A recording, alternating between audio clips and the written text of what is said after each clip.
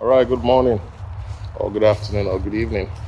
My name is Daniel. This is live from Australia, Sydney, Australia. And yeah, I'm going to do my video. Get it ready. Yeah, beautiful, happy new year. I think it's going to be about resilience and the ability to survive.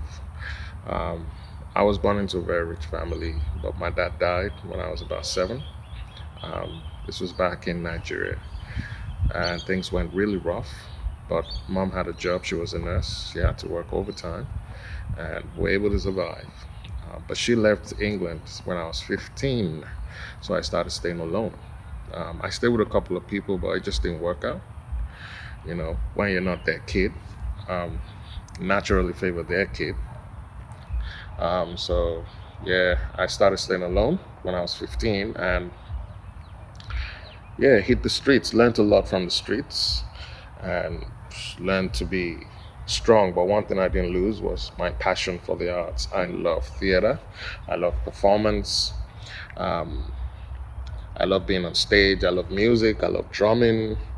Um, I just like working with people in a team, creating stuff, acting, and all that. Two things helped me survive during those times. One is my passion for the arts, and two, my principles.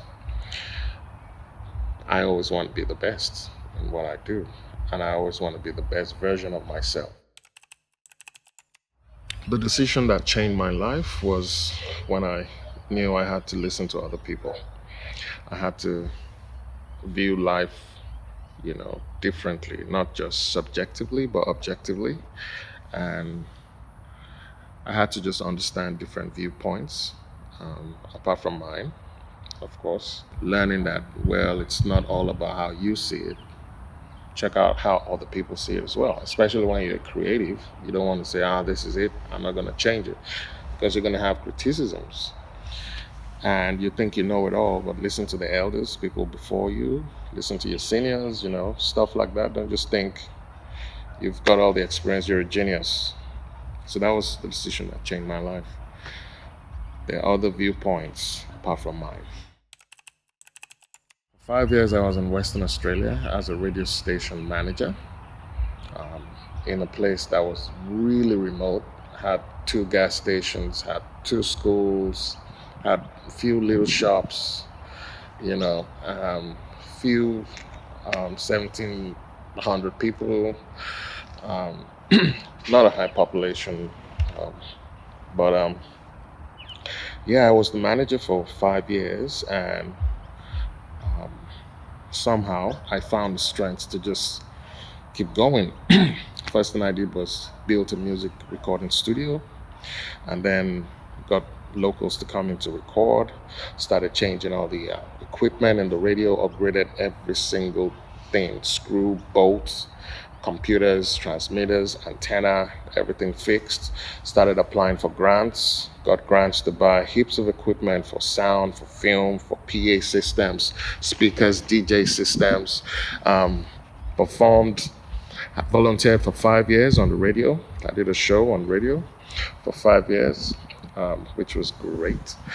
And did a lot of events for kids, kids games night, family games night, cinema nights. Went to the pub occasionally to DJ, um, and then held one of the biggest music festivals ever held in that part of the world in Halls Creek. Attracted people from New Zealand. People came from all around Australia, and it was broadcast live on National Indigenous Radio Service. It was a massive festival, massive, went late into the night, and that was one of the things I feel, um, yeah, I crushed that. Plus, I won an award. I should put that in, for Non-Indigenous Person of the Year, EKAA Award, for contributing to community development. That was the award. But the most important part was being able to contribute to that community. Let's just do it. It's radio. Let's inspire people. Let's make people happy. Let's tell stories. Give the people a voice. And that was what it was all about, really. branded the whole radio station, and enjoyed more participation and got grants for over $2 million to run the radio for 5 years and 3 years after I leave as well. So yeah, trained a lot of locals, and right now the manager of the radio station is an indigenous Aboriginal lady from the area. So yeah.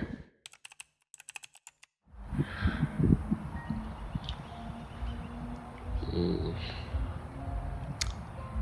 Hurts when I think about it. It happened like maybe 10 years ago. I got angry at a client. I was mad. I did a wedding video for the couple, and the groom was like, "Oh, I want my brother to be in the video." He told me like a few days to the show. I said, "Yeah, cool. You got me to direct it, but hey, what does he want to do? Let's have a meeting. Let's talk about the style." And I never saw. So we recorded. We did the wedding reception, makeup, everything was done. And it looked great. People were like, "Wow, is this a movie or a wedding?" I said, "Yeah, it's for a friend. Just want to put in extra time." And it was around the New Year and Christmas, so I had to pay extra to get the editor to work. So he had to be with his family. But I said, "Man, let's just do this job, get ready." Um, so we did the job, and it was beautiful. And all through editing, I was like, "Hey, are you going to send your buddy to come have a look at what we've done so he can put in his inputs?" And never got a feedback. Tried and tried and tried and tried and tried, never got a feedback. Sent over 5, 10 texts, calls, nothing. So I got the job done and printed on lovely CDs and handed it to them. And the wife called and said, "This is rubbish, and you know, it's nonsense." So I said, "Hey, what part is rubbish?" She said, "Everything." I said, "No." "Come on, what don't you like?" And she just went on and cut the phone. And I tried to reach her, she didn't respond. I tried the husband, he didn't pick up the phone. So I said, "Man, this is not the way to do things." I got mad. Um, yeah, I told the guys who gave me the job, I said, "Man, those guys ain't Christians. They are not Christians. They have nothing about Christ in them." I was mad. But anyway, I regret it. I will never do it again. I'll make sure I carry my client along as much as if it's not involved, we talk about it before we start. This is how we're going to work. You have to be involved in everything. So approval is going to be like easy, but if you do it on your own and just want to show them you're a genius, yeah, they're the client, they're paying for it. Yeah, they know what they want and they have to be happy. So I learned from that. I think the most important change that has to happen in the world is people appreciating the value in each other. For governments, families, societies, we just have to start to understand that is a human being like me. They have dreams, they have goals, they have weaknesses, they have strengths. Because they look different or talk different doesn't mean they have less value. We're all God's children. I respect all religions. I don't discriminate because I believe there's something to learn. So if we all find the value in each other, I think that would be a great change. And I think that's the change the world really needs, because we keep having kids and we have to show these kids that the world is a good place, like you don't have to leave, kill yourself, or be depressed, or be sad, be sorrowful.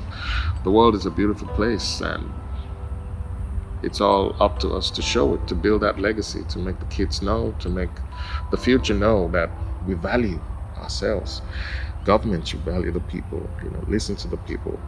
Employers should value the staff, listen to the staff. Husbands value your wives, wives value your husbands, kids, everybody value each other and learn from each other, And it doesn't matter you're rich, poor, fat, ugly, whatever. Black, green, blue, yellow, purple. A person is a person, a human is a human, deserve to live in dignity, respect, and protection and safety. deserve to have all their rights and live their life the way they choose, I believe. Okay, that's my video.